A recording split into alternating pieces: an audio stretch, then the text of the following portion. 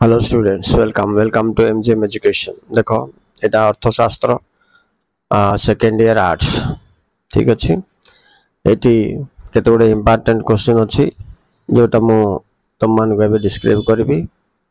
So students जो मैंने नुआ अच्छो kindly subscribe the channel so that you will get all the question answers with you. मु वर्तमान पिला माने ओडिया और इंग्लिश दुईटा भाषा रे एक्सप्लेन करी गोटे क्वेश्चन इंपोर्टेंट क्वेश्चन गुड़िक देख ठीक अच्छे। क्वेश्चन नंबर 1 बजेट कहले कौन बुझ विभिन्न प्रकार बजेट लेख। देख पिला माने एटा 2022-2017 पड़ी राइट। तो यहाँ important question what is budget and discuss the types of budget right. तो बजेट माने कौन सरकार आय व्यय अटकल को विवरणी को बजेट कहा जाए right. In English budget is a statement of income and expenditure of government ठीक अच्छे। अच्छा budget there are 3 types of budget. 3 प्रकार बजेट अच्छी पिला माने नहीं कि गोटे है तुम नियंटिया बजेट आ गोटे बड़का बजेट आ गोटे संतुलन बजेट। तो in English one is balanced budget another is surplus budget and the third one is deficit budget एतिक लिखियो। चलो नेक्स्ट क्वेश्चन जीवा। ऋण नियंत्रण कहले कौन बुझ। What is credit control? Okay, देखो पिलाने credit control is one of the important function of central bank in order to control inflation and deflation to maintain economic stability। माने पिलाने ऋण नियंत्रण केंद्रीय बैंक रो एक मुख्य कार्य अटे। यह द्वारा से कौन करता है जमिति कि अर्थ व्यवस्थार स्थिरता रखा होची यार आभिमुख्य। तेणु जमिति कि मुद्रास्फीति न होब। मुद्रास्फीति माने दरदाम वृद्धि किंबा अपस्फीति न होब। अपस्फीति माने कौन दरदाम ह्रास। दीटा जाक अर्थनीति को अर्थनीतिर संतुलन को बिगाड़ी दिए। तेणु अर्थनीति को संतुलित करने पाई केंद्रीय बैंक ऋण नियंत्रण करिथाए बाय 2 मेथड्स। दुईटा मेथड माध्यम रे पिला माने गोटे कहबे क्वालिटेटिव क्रेडिट कंट्रोल मेथड आ गोटे होची क्वांटिटेटिव क्रेडिट कंट्रोल मेथड। बोले परिमाणात्मक ऋण नियंत्रण पद्धति आ गोटे होची गुणात्मक ऋण नियंत्रण पद्धति।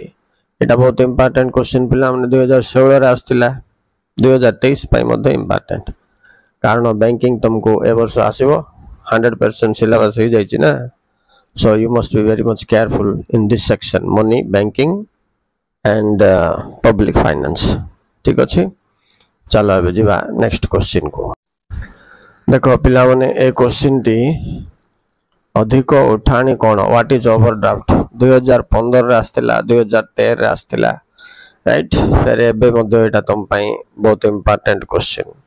एटा वाणिज्यिक बैंक रो गोटे function right, it is a function of commercial bank overdraft loan बा overdraft system बोले एटा को माने अधिक उठाणे।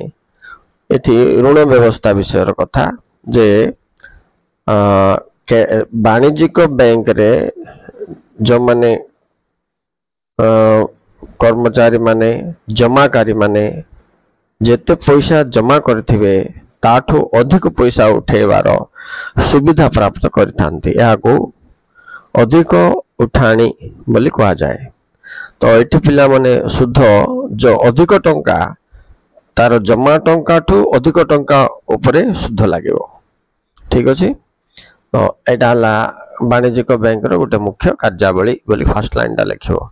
फर्स्ट इंट्रोडक्शन लाइन लिखतो पिला माने तापर तार मीनिंग कोन लिखतो तापर तार शुद्ध कोन तीनटा पॉइंट कवर करियो। ओके ए चल इंग्लिश रे ओवरड्राफ्ट सिस्टम राइट और loan it is one of the important function of commercial bank that it provides loan to the persons who already had their deposit account in the bank. Then what happens while giving loan it gives extra amount other than what they have deposited and the rate of interest is charged on the amount extra withdrawn from the bank. Okay students, this is called overdraft loan.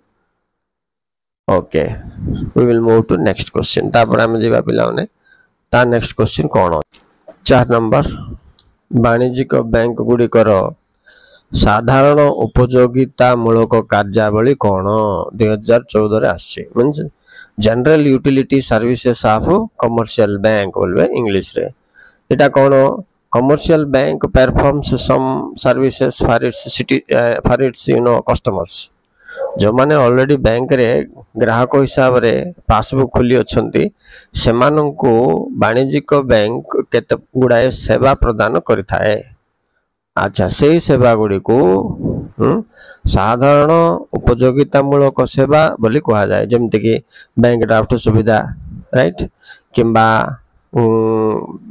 तांकर अंशधन को and money transfer माने तुम पैसा गोटे स्थान रु अन्य स्थान को ट्रांसफर करने को चेक दबा तुमको चेक सुविधा कर दे एमती केते गुडे सेवा providing bank draft service and traveling check and bank check and other services the bank commercial bank provides to its own customers that's known as general utility services of commercial bank okay okay students next जीवा 6 number question देखो पिला माने राष्ट्र वित्त और व्यक्ति वित्त पार्थक्य that means difference between public finance and private finance.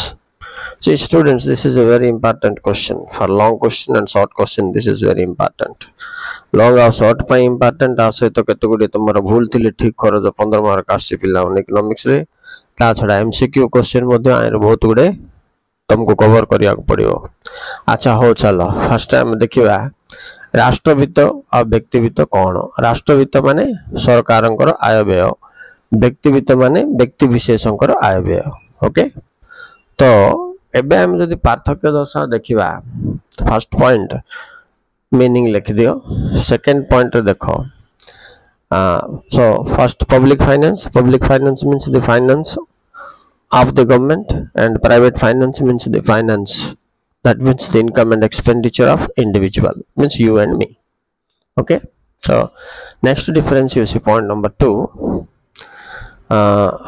private finance adjust income to expenditure but public finance adjusts expenditure to income reverse पिला बोले आमे आय को धर की व्यय करवा के व्यक्ति किंतु सरकार कौन कर प्रथम व्यय करदेव तापर भिन्न भिन्न टैक्स फीज सब बढ़े कि खर्च को से मेकअप कर तो से माने व्यय टू आय को एडजस्ट करती आम माने आय देखिकी व्यय करवा आय टू व्यय एडजस्ट करछे नै कि सेकंड पॉइंट थर्ड पॉइंट देखिया बेले बजट पॉइंट देखिया पिला माने बजट दृष्टि देखिया बेले public finance prepares annual budget private prepares monthly budget माने सरकार वार्षिक बजट प्रस्तुत कला बेले व्यक्ति विशेष कौन करछे पिला माने मासिक बजट तैयारी करता है ये मासकर हिसाब रखे व्यक्ति ए मासर केते मिलला केते खर्च होला केते संचय होला इत्यादि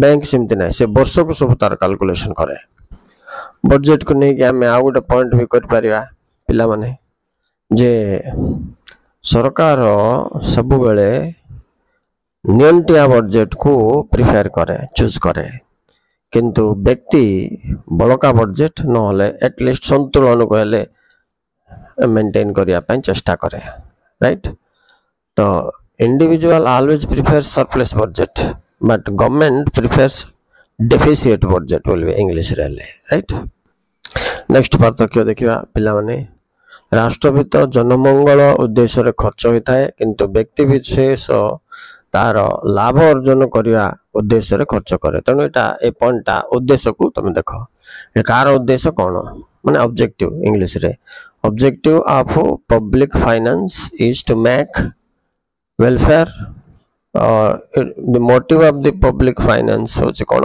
वेलफेयर आउ motive of the private finance होची कौन प्रॉफिट सो गुटे वेलफेयर मोटिव तो गुटे प्रॉफिट मोटिव नहीं कि सरकार जनमंगल उद्देश्य पैसा खर्च कला बेले व्यक्ति विशेष लाभ अर्जन करने उद्देश्य खर्च करें तेणु उद्देश्य दृष्टि आ गोटे पार्थक्य बाहर तापर समय दृष्टि देखिया पिला माने समय दृष्टि जदि देखिया बेले व्यक्ति सब बेले तार पैसा भविष्यत रे केमते भलो हबो बोले भविष्यत को माने फ्यूचर टाइम को नजर रखी पैसा खर्च करे किंतु सरकार वर्तमान डेवलपमेंट वर्तमान पाई नजर रखे so government spends for present individual spends for future तो पिला माने एगुडी थिला केतक इंपोर्टेंट क्वेश्चन 2023 परीक्षा पाई तुमको बहुत बहुत इंपोर्टेंट सो तुमको नोट्स प्रिपेयर करिया सुविधा हबो बोले कि मो अक्षर सहित तुम वीडियो करके पठाउची नल तो मो एक्सप्लेन करची मो भाषा रे तुम जेमते बुझी जीवो ठीक अछि हां पिला माने जोडी हे जाओ एमजीएम चैनल सहित नुआ वीडियोस आओ इंपोर्टेंट क्वेश्चंस तुम सब पाई जीवो तार आंसर सहित राइट आ पिला मन कोन डाउट हेले कमेंट बॉक्स रे जोटा कष्ट लागथो से क्वेश्चन मत तुम पचार पारिबो okay thank you very much for watching.